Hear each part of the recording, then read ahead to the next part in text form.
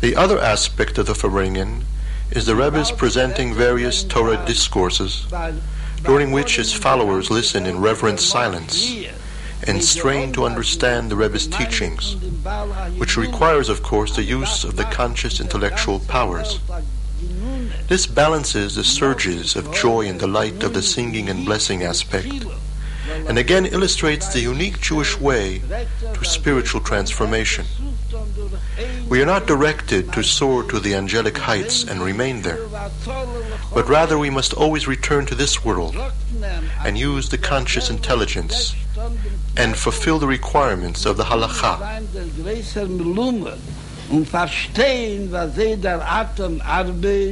Und was durch den Knäppel wird das ankommen zu sehen, kol oilem kule, das was wird von dem verlangt, mehr nicht.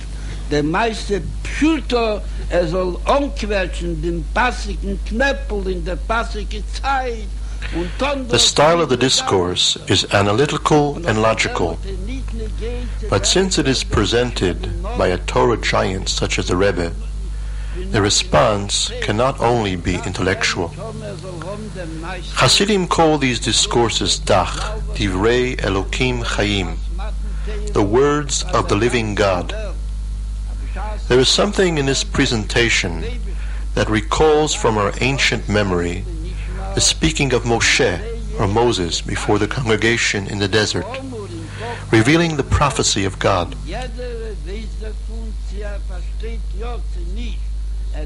Chassidic teachings say that there is an embodiment of Moshe's soul in each generation, and is certainly manifested by its leading rabbis. And listening to the Rebbe speak, we can sense the unbroken chain of Torah leaders since the revelation at Mount Sinai, 3,300 years ago. Bringen Yeshua Zoll lechol ha'elam kule, mamos bechol dalet katzvei ha'elam. Horet.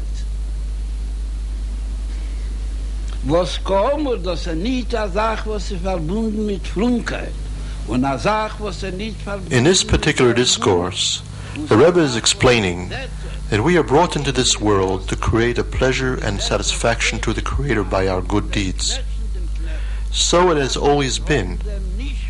But the major difference of the contemporary generation over the previous ones is the immense power that a single individual can possess to determine and change the world for good, or its opposite, which we see in the management and control of atomic energy. One person placed in front of the right button can in 1 second determine the fate of the world. This person, the Rebbe reminds us, doesn't have to be a great intellect. He doesn't have to understand the theory behind the systems and machinery he is responsible for. He doesn't have to be a great hero or general.